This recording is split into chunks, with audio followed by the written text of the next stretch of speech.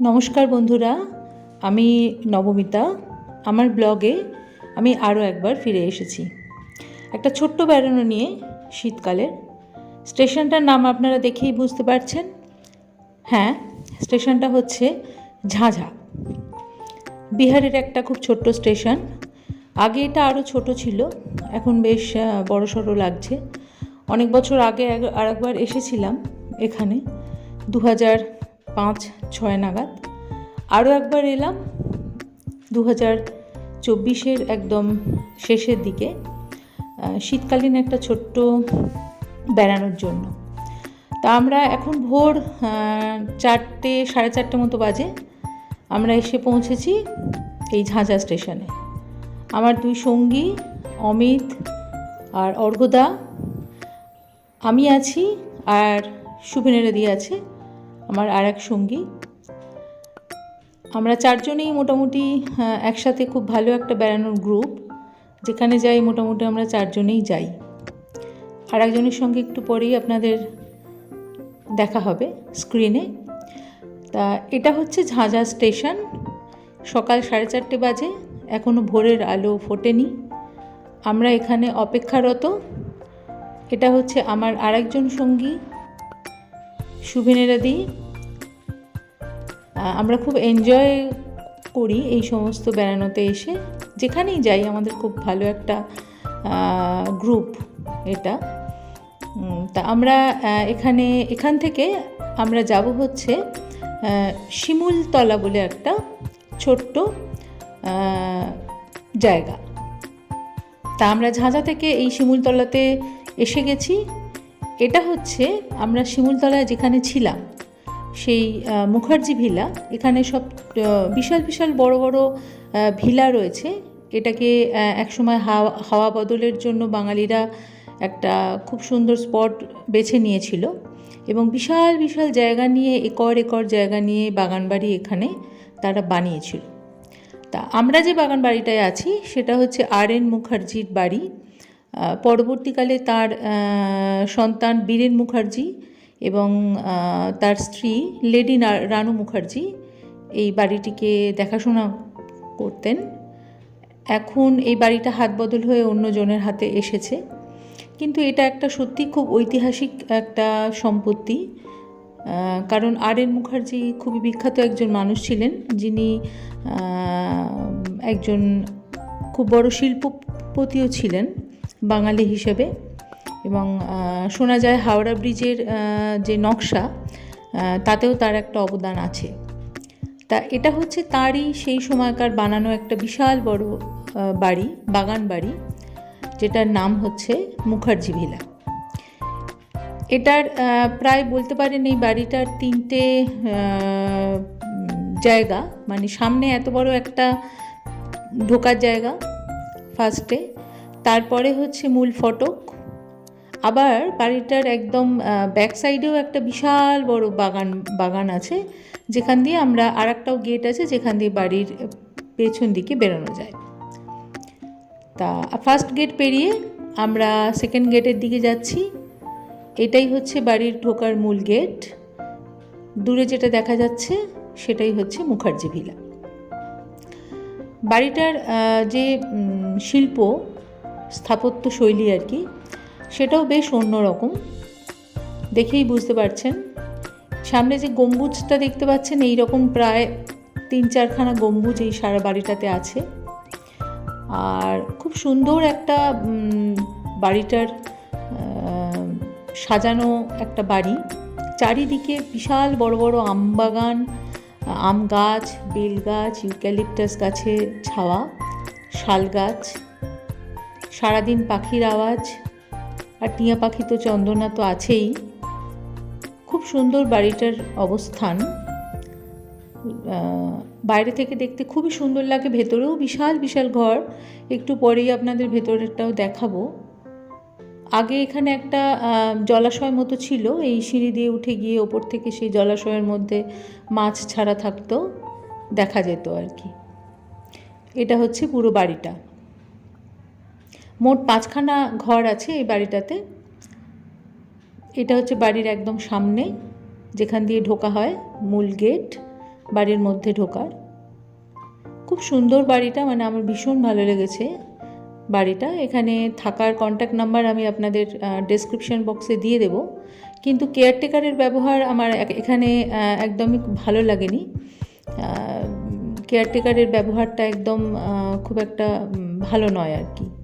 মানে খাবার দাবারের ক্ষেত্রে এখানেই ওদেরকে খেতে হবে, ওরাই রান্না বান্না করে আমাদেরকে খাওয়াবে, কিন্তু তাদের একটু জবরদস্তির ব্যাপারও আছে এখানে, যে এখানে থাকলে আপনাকে ওদের রান্না করা খাবারই খেতে হবে, বাইরে থেকে সেভাবে খাওয়া যাবে না। বাইরে থেকে খেলেও হয়তো সেভাবে ব্যবহারটা তারা ঠিকমতো রাখবে না পর্যটকদের সাথে, সেরকমই আমার মনে হয়েছে। মানে আমার ব্লগে আমি সেই কারণে এটা জানিয়ে রাখলাম। যদিও বাড়িটার অবস্থান ভীষণ ভালো, ঘর ভীষণ বড় বড়, অ্যাটাচড পায়খানা বাথরুম আছে, কিন্তু আরেকটু মেনটেনেন্স হলে মনে হয় বাড়িটা আরও ভালো হতো। যাদের হাতে এখন আছে আর একটু ভালোভাবে দেখাশোনা করা একটু দরকার, যদি এটাকে একটা পর্যটকদের জন্য সেভাবে রাখা যায়।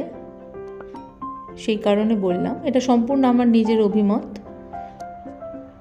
ঘরগুলো বিশাল বড় বড় ঘর, এবং প্রত্যেকটা ঘরে আপনারা 3 জন করে থাকতেই পারেন। বড় বড় খাট রয়েছে, অ্যাটাচড পায়খানা বাথরুম রয়েছে, গরম জলের ব্যবস্থা হচ্ছে ওদের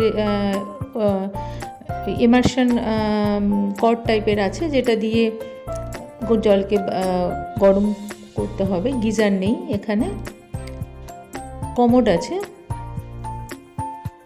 এখানে 2টো ঘর আমরা নিয়েছিলাম, প্রত্যেকটা ঘরের ভাড়া হচ্ছে 1000 টাকা। আমাদের 2 জনের 2টো ঘর ছিল, লাগোয়া ঘর। একটা ঘরের মধ্যে থেকে আর একটা ঘরে যাওয়া আসা যায়। এটা হচ্ছে আর একটা ঘর, এর সাথেও পায়খানা বাথরুম অ্যাটাচড আছে। বিশাল বড় বড় জানালা, আলো বাতাসের কোনো সমস্যা নেই। এখানে লাইট আছে, পাখাও আছে, তবে গিজার নেই। এটা আর একটা ঘর, আর আগের যে ঘরটা দেখালাম সেটা আর একটা। এইরকম মোট 5খানা ঘর আছে।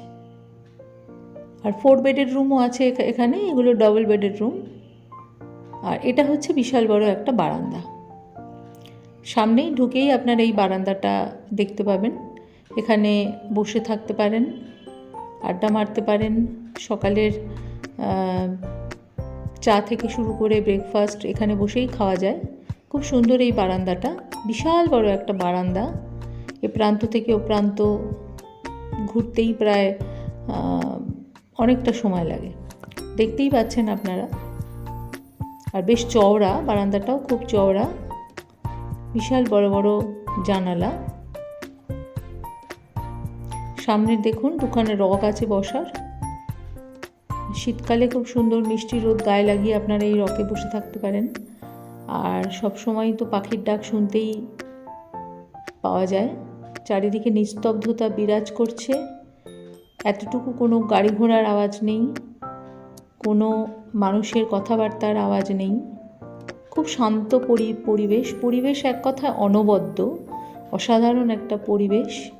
এখানে 2-4 দিন কেন 1 সপ্তাহ এখানে থাকা যায়, এত সুন্দর একটা পরিবেশ, তার সাথে জলহাওয়া। আমরা যখন গেছিলাম এখানে বেশ ঠান্ডা ছিল, খুবই ঠান্ডা। দেখুন সামনেটা বেশ একটা মাঠের মতো আছে, এখানে বাচ্চারা গেলেও খেলাধুলা করতে পারে, অসুবিধা নেই। আর এটা হচ্ছে একটা বিশাল বড় বসার জায়গা, এখানটা বসে আড্ডা মারা যায় সন্ধ্যেবেলা। এখানেও 2টো তক্তপোষ দেওয়া আছে বসার জন্য। ওইদিকে আরও 2খানা ঘর আছে, আর এইটা আর একটা ঘর বাঁদিকে দেখা যাচ্ছে যেটা।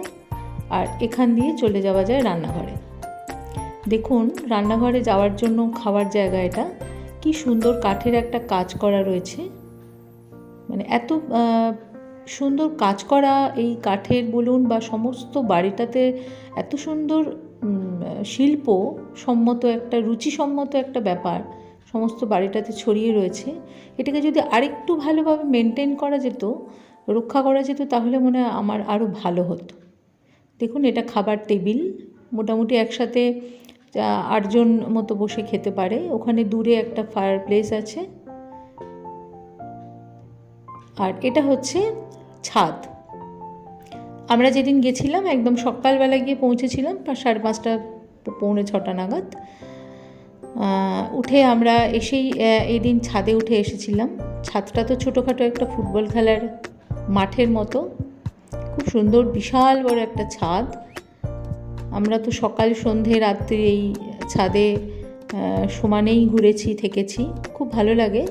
ছাদ থেকে খুব দূরের পাহাড় দেখা যায়, আচ্ছা। আর চারিদিকে তো গাছপালা রয়েইছে, আপনারা দেখতেই পাচ্ছেন।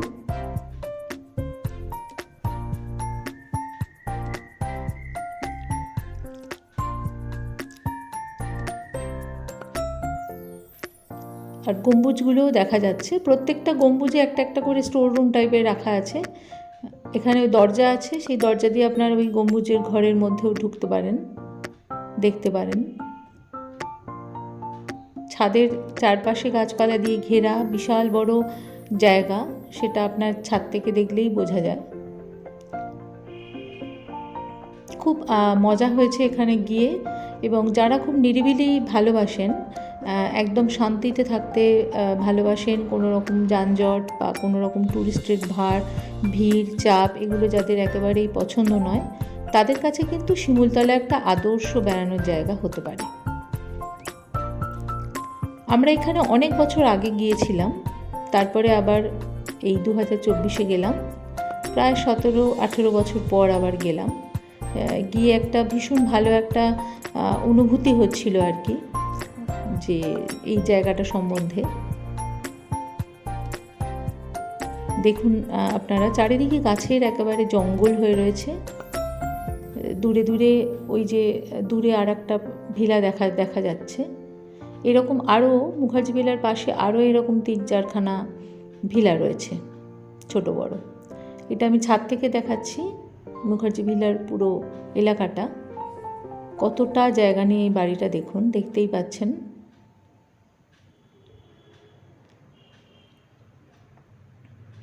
ছাদটা দেখলেই বোঝা যায় যে কতটা বিশাল জায়গা এটা। আর এই যে বাগানটা আপনারা দেখছেন, একটু পরেই আমি এই বাড়িটার বাগানের লাগোয়া একটা ভিলা দেখাবো। কত রকম গোলাপ চাষ হয়েছে দেখুন। এই বাড়িটার নাম হচ্ছে পাল ভিলা। এই পাল ভিলাটা দাদার কীর্তি সিনেমার এখান থেকে শুটিং হয়েছিল, তরুণ মজুমদারের, খুব বিখ্যাত একটা বাংলা সিনেমা। মানে এই বাড়িটার সাথে দেখলে একটা যেন অদ্ভুত রকম কীরকম একটা অনুভূতি হয়। সেই দাদার কীর্তি সিনেমার গানগুলোর কথা মনে পড়ে যায়, সেই মহুয়া, তাপস পাল, দেবশ্রী রায়, মানে অদ্ভুত একটা ফিলিংস হচ্ছিল আর কি এই বাড়িটাতে গিয়ে। আর শীতকালে যদি যান তাহলে দেখবেন এই বাড়িটার সামনে এরকম সুন্দর গোলাপ চাষ করা রয়েছে, বিভিন্ন রকমের রঙের গোলাপের বাগান রয়েছে এই বাড়িটার সামনে। এবং পালভিলার এটাই একটা বিশেষত্ব যে এটাকে গোলাপ বাড়িও বলা হয় আর কি, মানে এতই গোলাপ চাষ হয় এই সময়টা শীতকালে। কেয়ারটেকার বলছিল আর একটু পরে আসলে আরও বেশি ফুটবে, কিন্তু এখনই যা ফুটেছে তাই যথেষ্ট আর কি। দেখুন কি বিশাল বিশাল গোলাপ ফুটে রয়েছে। তাছাড়া ছোটোখাটো কিছু জায়গায় অল্প অল্প করে চাষ হয়েছে। এটা একটা ইদারা, বহু যুগ আগেকার। এখানেও কিছু বিনস চাষ হয়েছে। আর সামনেটা পুরোটাই হচ্ছে গোলাপ বাগান। ইনি হচ্ছেন এই পাল ভিলার দেখাশোনা করেন। এটা হচ্ছে পাল ভিলা। এখানেই দাদার কীর্তি সিনেমার শুটিং হয়। বাড়িটাও খুব সুন্দর, ভীষণ সুন্দর। এখন অবশ্য এখানে কোনো ট্যুরিস্ট আমি দেখতে পাইনি, হয়তো এটা ট্যুরিস্টের জন্য ভাড়া দেওয়া হয় না, কিন্তু খুবই সুন্দর বাড়িটা, মানে ভীষণ সুন্দর বাড়ি, খুব সুন্দর একটা পরিবেশ, চারিদিকে শান্ত।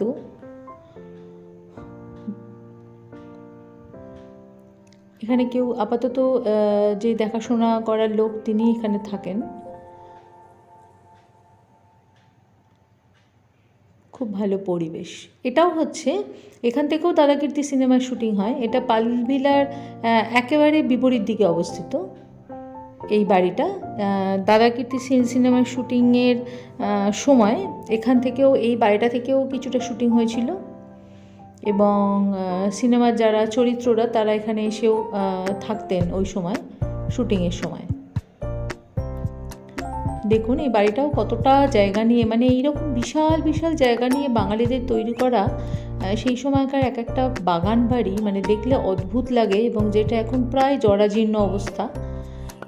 এই বাড়িটার নাম হচ্ছে মুকুন্দ কানন। এটাতেও এখন কেউ থাকে না, মালিকরা কেউ নেই, শুধুমাত্র যারা দেখাশোনা করার লোক তারাই এই বাড়িগুলোতে থাকে। এত মানে দেখে এই বাড়িগুলোকে দেখে এতটাই মন খারাপ হয়ে যাচ্ছিল যে একটা সময় বাঙালিরা, দেখুন দূরে বাড়িটা দেখা যাচ্ছে, একদম ঘন জঙ্গলে ঢাকা বাড়িটা, রক্ষণাবেক্ষণের অভাবে আস্তে আস্তে এই বাড়িগুলো ভেঙে যাচ্ছে, চারিদিকে জঙ্গল হয়ে গেছে। কিন্তু একটা সময় কত মানে সাত করে এই বাড়ি বানানো হয়েছিল। এটা হচ্ছে এই আমাদের মুখার্জি ভিলা থেকে একটু এগিয়ে গিয়ে পালভিলার সামনে দিয়ে একটা রাস্তা আছে, সেই রাস্তাতে গেলে আপনি এই শিমুলতলার, অর্থাৎ এই ছোটনাগপুর মালভূমির যে ঢেউ খেলানো ভূমিরূপ, সেটাকে খুব সুন্দরভাবে আপনারা উপলব্ধি করতে পারবেন। এটা হচ্ছে সেই ছোটনাগপুর মালভূমির একটা মানে অংশ। এই জায়গাটা আমরা এখানে সকালবেলা হাঁটতে হাঁটতে গিয়েছিলাম, খুব ভালো লাগছিল, প্রচুর পাখির ডাক চারিদিক থেকে ভেসে আসছিল, আর একেবারেই নিস্তব্ধ, কোনো ট্যুরিস্ট নেই, একেবারেই ফাঁকা। আমরা শুধুমাত্র 3 জনই ছিলাম এই জায়গাটাতে। আর জায়গাটার ভূমিরূপটা দেখুন, অসাধারণ ভূমিরূপ একটা। দূরে দূরে ছোট্ট ছোট্ট গ্রাম রয়েছে, একটু চাষবাসও হয়েছে, ধান, কিন্তু বাকি ল্যান্ডস্কেপটা পুরোটা এইরকম।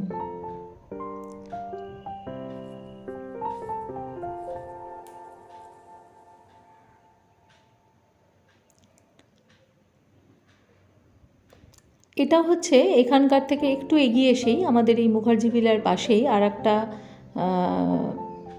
বাড়ি আছে। এটার নাম হচ্ছে তারামঠ। এখানেও থাকা যায়, এখানকার কেয়ারটেকারকে বললেও এখানে থাকা যায়। এটা একটা আশ্রম টাইপের, এখানে একজন মাতাজি থাকেন, তাকে বললে এখানে থাকার ব্যবস্থা হয়ে যায়। এই রকম অসংখ্য বাড়ি শিমুলতলায় ছড়িয়ে ছিটিয়ে রয়েছে, যেগুলোতে আপনারা অনায়াসেই এখানে একটু বলে কয়ে থাকতে পারেন। হয়তো 800 টাকা, 600 থেকে 800 বা 1000-এর মধ্যে এগুলোতে ভাড়া দেয়, এবং নিজেরা রান্না বান্না করেই এখানে খাওয়া যায়।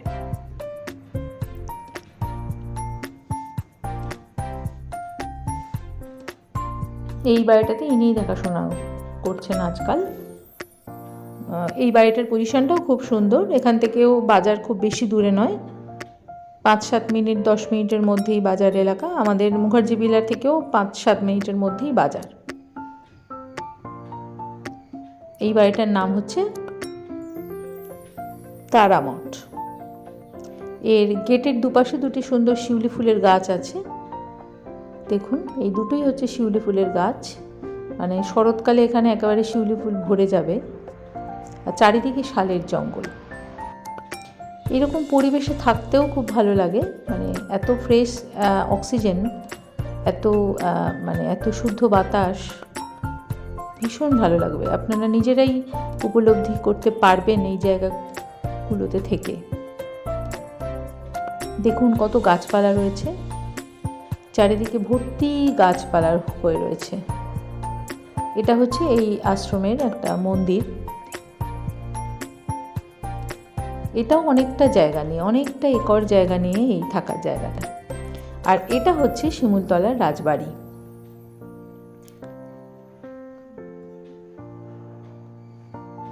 এটা শিমুলতলার একটা অবশ্যই দ্রষ্টব্য একটা স্থান, এবং এর একদম বিপরীতেই আছে লাট্টু পাহাড়। দেখুন এই চারিদিকের পরিবেশটা এত সুন্দর,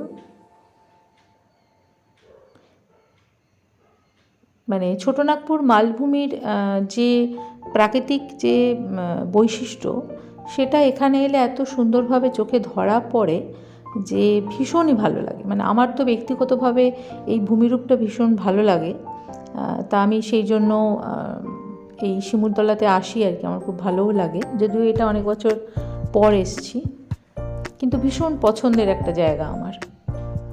এটা হচ্ছে রাজবাড়ি, আর যে সিঁড়িটা আপনারা দেখতে পাচ্ছেন সেই সিঁড়ি দিয়ে রাজবাড়িতে উঠে যাওয়া যায়। শোনা যায় যে এখানে একটা সময় বিপ্লবী সমিতির মিটিং হতো এই বাড়িটাতে। নলডাঙ্গার রাজা এটা বানিয়েছিলেন এক সময়,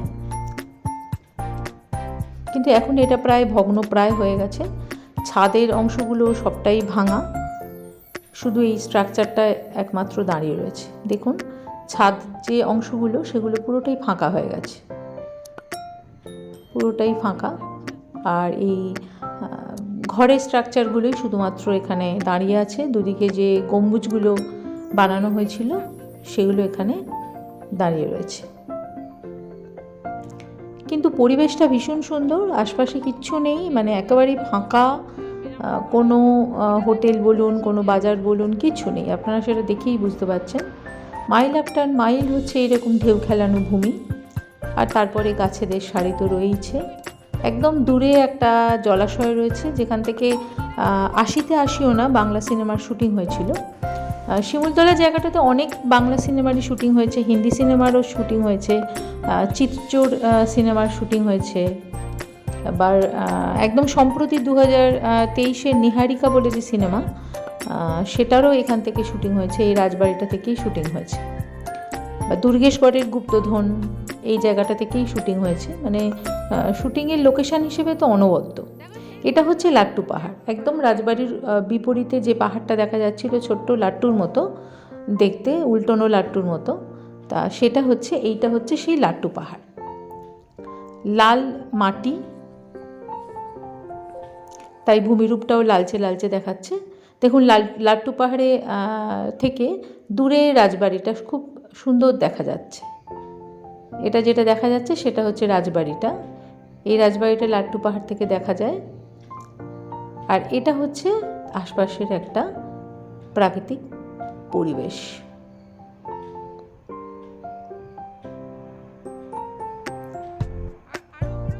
সূর্য অস্ত যাওয়ার সময় হয়েছে, যদিও আমরা এদিনকে সূর্য অস্ত অতটা ভালো করে দেখতে পাইনি, কারণ একটু মেঘ ছিল আকাশে, আর একটু কুয়াশাও ছিল, তাই ধোঁয়া ধোঁয়া মতো একটু দূরের দৃশ্যটা আসছে, দেখতেই পাচ্ছেন আপনারা। এগুলো আমার সঙ্গী সুবিনেরা দে অমিত, ছবি তোলায় ব্যস্ত। এটা প্রায় সূর্যাস্ত হয়েই এসছে,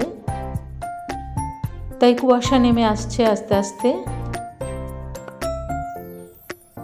লাট্টু পাহাড়ের ওপর, রাজবাড়ির ওপর আস্তে আস্তে ধোঁয়াশা নেমে আসছে।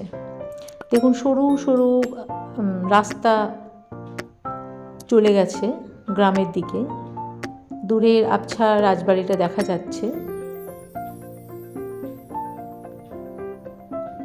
খুব সুন্দর এই পরিবেশটা, মানে এত ভালো একটা পরিবেশ যে ঘন্টার পর ঘন্টা আপনাদের এখানে থেকেই সময় অতিবাহিত হয়ে যাবে।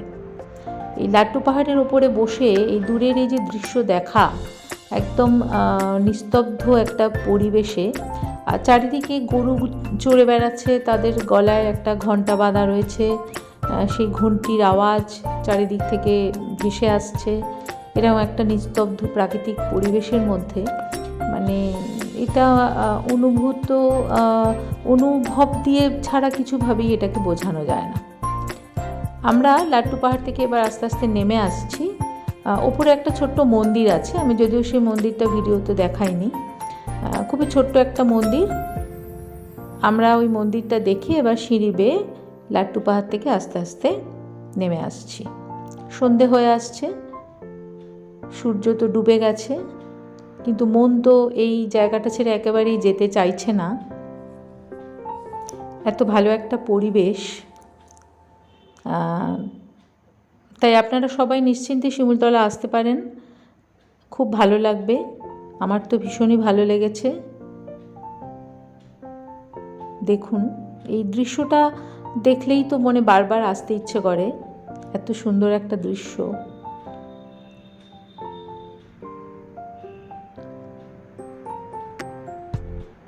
একটা মন খারাপ করা কীরকম একটা দৃশ্য, মানে আমার একটা অদ্ভুত রকম অনুভূতি হয় এই জায়গাটাতে আসলে।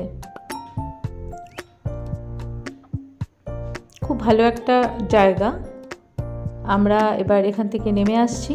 দুদিনের আমাদের এই ট্যুর ছিল। আমরা শুধু শিমুলতলায় গেছি, শিমুলতলা থেকে আবার আমরা জনশতাব্দী ধরে হাওড়া এবং হাওড়া থেকে শিয়ালদা হয়ে ফিরে এসেছি। গেছি আমরা হচ্ছে বাগ এক্সপ্রেসে এবং ফিরেছি জনশতাব্দীতে, দুটোই ঝাঁঝা থেকে। কারণ শিমুলতলাতে একটাই ট্রেন কেবলমাত্র দাঁড়ায়, সেটা হচ্ছে মোকামা।